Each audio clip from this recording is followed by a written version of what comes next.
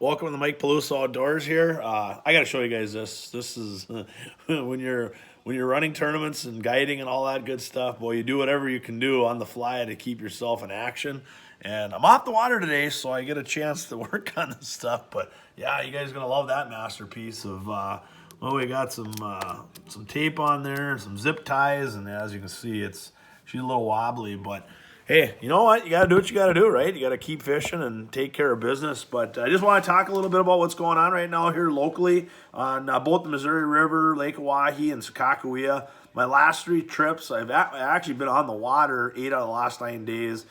Some of it was spent down on Oahe, and the other part of it was spent obviously up at Sakakawea. Guided up there the last 4 days, and I'll tell you what, it's been really good.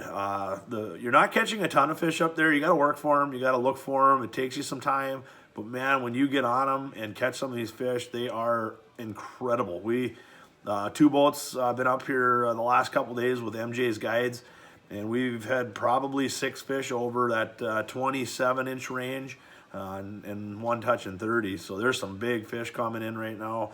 Super fun. Doing a lot of jig wrapping. I know I've talked about this before, but as far as my boat's concerned, the JT custom rods, especially that Black Rain, has just been absolutely phenomenal. I don't know what it is, but that combination with the jig wrap is pretty lethal. It's just been insane. So having fun with that. Still taking bookings up on Sakakawea until the end of October, and also on the Missouri River until the end of October. So if you're looking to get out there, I know we got waterfowlers and some pheasant hunters coming into the state. If you're looking to join me on the water, please get a hold of me and let's line something up. It's a great time to be out there right now. You got a chance at a fish.